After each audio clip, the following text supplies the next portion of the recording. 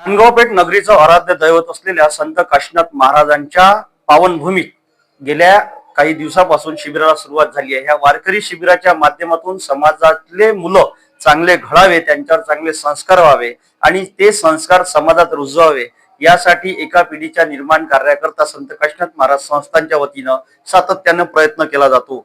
दरवर्षी संत काशीनाथ महाराज संस्थांच्या वतीनं आरोग्य शिबिर, रक्तदान शिबिर आणि विविध सामाजिक उपक्रम राबविले जात असतात। त्याचाच एक भाग म्हणून हे वारकरी शिबिर सुद्धा आयोजित केलेलं आहे। माझ्यासोबत आज बोलण्यासाठी संस्थाचे पदाधिकारी उपस्थित आहे, त्यांच्याशी आपण चर्चा करूया। दादा, काय काय शिबिर करतो आपण संस्थांच्या वतीनं? रक्तदान शिबिर, बाल संस्कार आहे। अच्छा, हे सर्व शिबिर आपल्या वतीनं केले जातात। आणि नांदगावपेठ नगरीचं हे वास्तू जे आहे, या वास्तूच्या माध्यमातून अनेकांना लग्न असेल, समारंभ असेल, काही कार्यक्रम असेल, या कार्यक्रमासाठी सुद्धा संस्थांच्या वतीनं चांगल्या पद्धतीनं गावकऱ्यांना सहकार्य केलं जात असतं। मला सांगा, आपण दरवर्षी इथून शेगावला पालखी घेऊन जातो, त्या पालखीच्या औचित्यानं काय सांगाल? किती लोक असते आणि कशी ते पालखी जाते? आपली पालखी 400 लोक, पूर्ण 400 लोक राहतात। अच्छा, आणि पूर्ण शिस्तीनं शेगावपर्यंत अभंगाच्या याच्यात, म्हणजे एकही माणूस आळवा तिळवा जात नाही। आणि शिस्तीनं चालते पालखी। आणि कुठेही नाश्ता करत समजा चांगले लोकांचं हे भेटून राहिला, प्रतिसाद भेटून राहिला। अच्छा, आणि दिल्लीचं एकदमच नियोजन चांगलं, कोणाला सांगायला लागत नाही आता। अच्छा, शिस्तबद्ध पद्धतीनं दिंडी, शिस्तबद्ध। दरवर्षी भागवत कथा सप्ताह समाप्त झाल्यानंतर येणाऱ्या पहिल्या गुरुवारी, या गुरुवारी ही पालखी नांदगाव पेठ मधून मोठ्या उत्साहात पायदळ वारी शेगावला जात असते। सातत्यानं पाण्याची व्यवस्था तिथं सोबत असते, टँकर सोबत। आपण दवाखान्याची औषध सगळं आपण त्यांना देतो। अच्छा, आणि कोणाचं इमर्जन्सी काही झालं तर आपण त्यांची सुविधा करून देतो। अच्छा, दवाखान्याची अत्यावश्यक सुविधा सुद्धा या पालखी सोबत असते। अशा प्रकारे या संस्थांच्या वतीनं आता हे वारकरी शिबिर सुरू आहे। पाहूया याविषयीचा आपण हा वृत्तांत। काशीनाथ महाराज यांचं या वर्षीचा उत्सव 20 वर्ष झाले त्यांना। आजपर्यंत नांदगावपेठमध्ये 25 वर्षाच्या अगोदर एक शिबिर झालं होतं। त्यातील काही पोरं लागले, नोकरीला लागले, काहींनी त्या शिबिरमध्ये सर्व आपलं कामधंदा सोडलं, ते दुसऱ्या मार्गी लागून गेले। मग नांदगाव पेठला जे कार्यक्रम होतात, संत काशीनाथ महाराजचे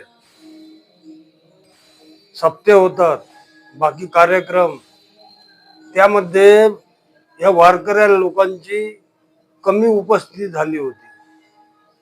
मग संस्थांना असा विचार केला, अधिक मास मध्ये लग्न कार्य, कोणतेच कार्य इथे नसतात, त्यावेळेस मंगल कार्यालय पूर्ण खाली असतो, त्यामध्ये आपण शिबिर घ्या म्हणून 3 वर्ष अगोदर 20 दिवसाचं शिबिर झालं। आज आणखीन याही वर्षी अधिक मास आल्यामुळे आपण 10 वर्षाचं शिबिर संस्थांना आयोजित केलं। त्यामागची पार्श्वभूमी अशी, तर या शिबिरामध्ये 2 शिबिर झाले। तो मुलगा आज कमीत कमी कीर्तनामध्ये उभं राहण्यासाठी तत्पर झालेला आहे। जे पखवाजाची ज्यांना गोळी आहे वाजवण्याची, तो आज कीर्तनात पखवाज वाजवू शकतो। म्हणजे प्रत्येक विद्यार्थी त्या गोष्टीवर आज संस्थांना सहकार्य करू शकते। आणि जे गावातून पालखी, काशीनाथ महाराजचा उत्सवाची पालखी निघते, शेगावला पालखी जाते, आणि गावात जेवढे कार्यक्रम होतात त्यामध्ये हे जे मिरवणुका वगैरे पालख्या काढतात, त्यामधील ते पोरं तत्पर असतात आणि त्याच्या सेवा देतात।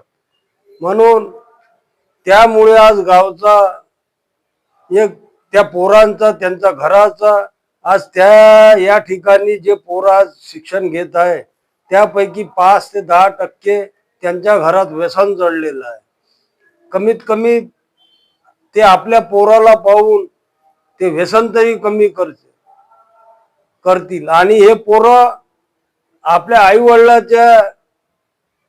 वडिलाचं तरी कमीत कमी जे आज त्यांना व्यसन जडलेलं आहे त्याच्यापासून तो दूर राहील. आणि त्याला जे एक मोबाईल किंवा कोणताही टीव्ही क्रिकेट जे व्यसन जडलेलं असते तो कमीत कमी ह्या अभंग हे शिक्षण तो टाळ शिकला असेल तो आपला काही ना काही घरी अभ्यास करत राहील त्या गोष्टीचा. आणि मोठे मुलं जे आहे कोणी आता इंजिनिअरिंगला ऍडमिशन घेत आहे आम्ही अशा मुलांना इथे त्यांना शिक्षण सोडून तुम्ही या क्षेत्रात नाही आले चालते, तुम्ही आपलं शिक्षण पहिले घ्या, प्रथम प्राधान्य शिक्षणाला. आणि जे कमी शिक्षित आहे कॉलेजमध्ये आहे अशा मुलांना इथे थोडं जोर जास्त आहे का बा तुम्ही तेही करा, हे 10 दिवसाचं शिबिरही करा. आणि खाली वेळेत संस्थांना सहकार्य करा. शेगाव पायदळ दिंडी जाते 7 दिवसाची, त्यामध्ये या त्यांना निशुल्क आहे. त्यांना एक खडगू त्यांच्याकडून घेतली संस्थान. या शिबिरातल्या मुलांना तसंच आम्ही शेगावला घेऊन जातो.